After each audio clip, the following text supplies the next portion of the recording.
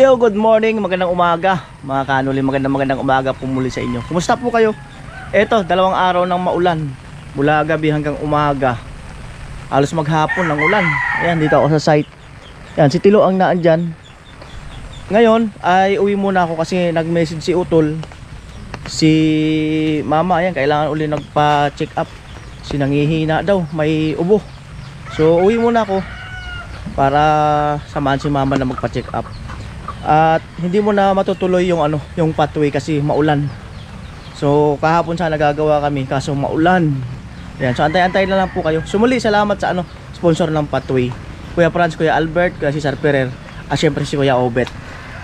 Let's go muna tayo sa bahay. Sunduin ko si Mama pupunta sa ospital.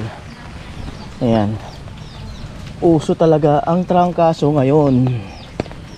Ayan, yung ginawa. Pag uminit, doon naman karugtong. At naandun si Becky. Siyempre. Yan po, nasa biyahe na ako. 7:05 ng umaga.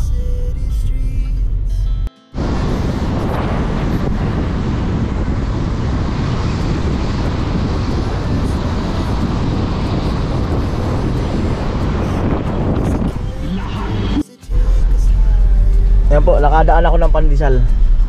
Malunggay Pandesal. So tama-tama to, wala pa akong agahan. Pang laman tiyan lang ba. Yan o. 7:30 umaga.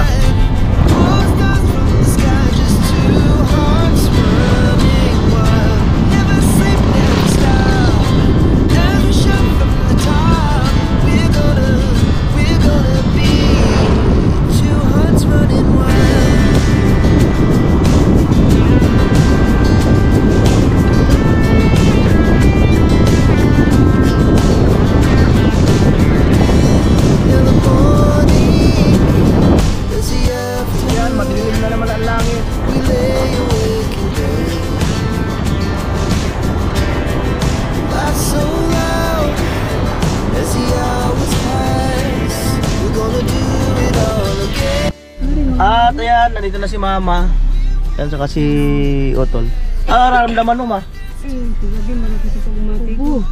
Sinapupot na sa gabi. Oo. Pati sa mga paa ko nang luluya, hindi na ako makaagay. Oo. Sabi ko din mo kasi kapatid. Ay, yung ubo ni Mama, yan na yung sakit niya dati pa. Alright, 8:10 ng umaga. Ayan.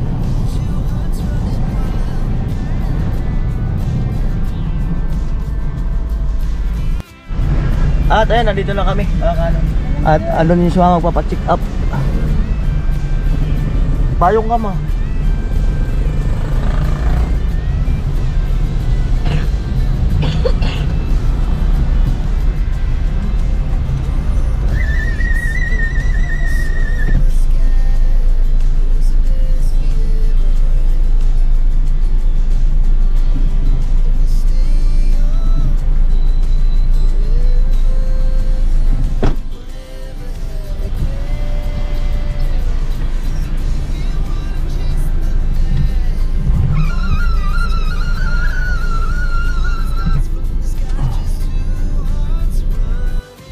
Yan po, 9:52. At andun pa sila Mama. Kagaling ko lang, hindi lang ako nag-video kasi marami rin nagpapa-check up. Siyempre baka may ayaw magpa-video. Makahagip ng bawal, ayaw magpa-video. Ayan. So bumalik ako dito sa sasakyan. Maambon na naman, mga kanoli. Ayan, at nandito na si Mama. Ayan. 10:08. Oh, sige. Saka green tea? Oo.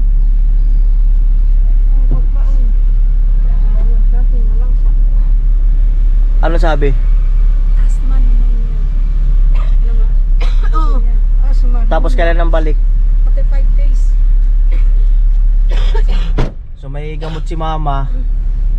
Tapos balik siya after 5 days. Ayan. Ayan, dito ako sa Mang Inasal.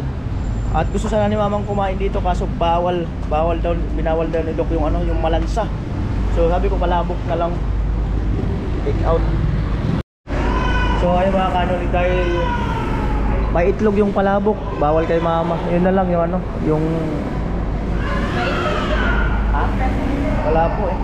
Yung barbecue na lang in order ko, take out.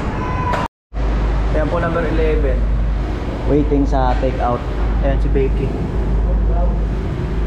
At ito na po. Opo.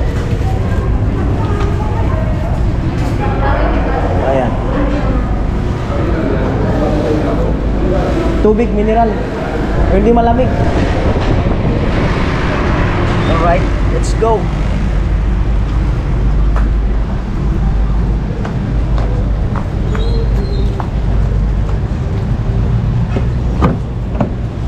Mau. At atras na ako. Our hearts beat to the city streets. We began to feel the fire. We rise like. Ayan po, ate-hatid ko muna sila mama sa bahay, saka si Utol. Tapos after 5 days, balik ng ano, sa check up ni mama kung ano yung status. Kasi siyempre may gamot na i-maintain. At andun si Utol, may binibili pang gamot sa Mercury. Kaya na ano eh. Kuya Bong! Alam na, kilala na! Kilala na si Kuya Bong. Siya lang kasi may e-bike dito eh, na gano'n. Kaya magsusundo yun sa anak niya. O di ba, sakto na uulan. Ayan, natin sundo. Kanina nasa lubong ko rin siya, natin niya yung anak niya. Hindi ako nakapag-video. Salamat Mr. Anonymous. Grabe, napakalaking tulong po nung e-bike sa family nila, Ate Margie. Yung galing. Ayan, so parang sumikat lalo sila dito sa lugar nila dahil sa e-bike. Madali silang makilala. Malamang ang sinasabi nun, alin, yung nagtitinda ng gulay, yung dati naka-sidecar. Oy, may e-bike na ngayon. Yun yung malamang ang ano dyan. Oh, di ba? Kaya salamat Mr. Anonymous na marami. Wow, ngayon may e-bike ka na. Masinso ka na. Masinso na. Oh, di ba? Ayan, at nandito na kami sa bahay mga kanoli. Ayan, 11:37 na. Dito kami sa bahay. Thank you Lord. Ayan, at nakapacheck up si mama. So babalik kami after 5 days para uli sa kanyang follow up check up kung ano status ng kanyang ayan, asma. Ayan. At ayan po, dito kami sa bahay. Maglalunch na kami. Kaya gatso naman may trangkaso. Ayan, so maraming salamat po muli sa inyong lahat. At yun po ang update natin sa mga vlog. Ayan, so salamat po muli sa inyong lahat. I love you all. Bye bye.